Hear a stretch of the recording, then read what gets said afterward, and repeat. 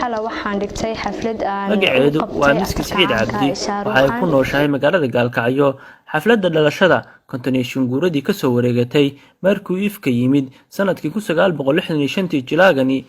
ay ugu dhigtay xalay magaalada Gaalkacyo taas oo tan iyo xalay baraha bulshada ka dhalisay dood weyn doona ay dadka isticmaala baraha bulshadu ay siyaabo kala duwan uga hadleen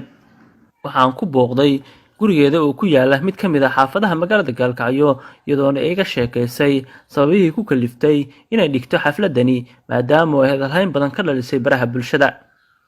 xala waxaan dhigtay xaflad aan u qabtay actarka caanka Shaaruqan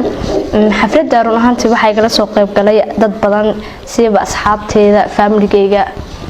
kaasa marka si wanaagsan oo igu dhacday ay saan ka rajeynayna si ka wanaagsan baan noqotay waxaan xafladan u qabtay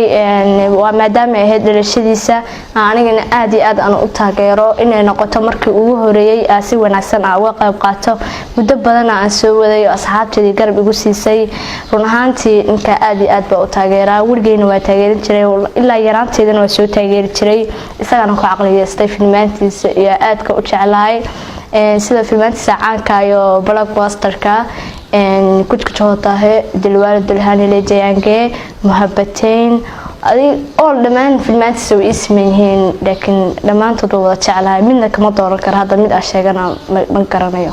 waatahay marka goormay kugu dhalatay adiga inaad actorkan caanka ah taageerto filmaantiina daawato oo Soomaali badan ay jecel yihiin filmaan aad jecel badanna ay dabcan u soo bandhigo waxay ugu dhalatay ilaa iyo warigii waan soo waday kale waa hore xitaa waan soo waday wax badan baan soo taageer jiray kale sanadka ma dhigi karaan oo yar baan soo taageer jiray waan ku aqliyeystay actorkiga ku aqliyeystay inaan filmaantiisa daawado waaga yara dhalada xitaa laga markay jirin asay kaliya iska daawan jiray sidii waan ugu aqliyeystay kaliya saan taageera xafladan xawaa qabatay muddo intee leeg baa tan qaabinayso kormayso ku dhalatay inaad dhalashiis kala duwantay waxaan qaban qaabinayay ilaa muddo adiga markii loo soo dhawaa bishan November marka waxaan bilaaway inaan bishii October hore inaan bilaabo inaan qaban qaabiyo marka waxa tahay awal mar walba statuska kaliya ugu dabaaldeg jiray marka xasta inta kaliya ma ku ekaanaysa marka reality ka dhig oo asagana ha arko asaga ujeedada dhan waxa weey inuu asagana arko insha Allah marka saasa ugu qabtay oo waan soo qaban qaabin la soo waday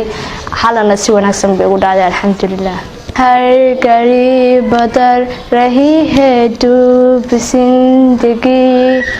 चाव है कभी कभी है डूब जिंदगी हर पर यहाँ चेवर जियो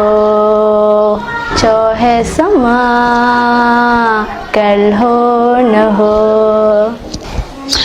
dad badan oo Soomaaliyeed ayaa jecel daawashada filmaanta jacaylka u badan ee actorkan Bollywoodka ee Shaaruqan balse dhacdadan ayaa ka dhigan tii ugu horeysay ee ka dhacday geeyiga Soomaaliyeed in ay gabar u dabaaldegto actor caan ah kaas oo jira inta badan filmaanta jacaylka u badan horta dad badan waan arkay oo dhiirigelinayay oo dhahay hore u socday dad badan oo ila yaabana intaba waan arkay kale la yaabi maayo waa isna qaanana wada Soomaalinahay waa isku mashquulna aniga maxay moodo dadkii iga waaweynaa saa loo mashquulay dib male taasna waxa leeyahay ishay dadkii dhahayay xal oo dhan oo ishay hore u socday ayagana mahadsan yihiin kuwa kalena Soomaali wax sheegayeen dadkaas ba chance buu ma ay kaliya waqti iska qasaarinay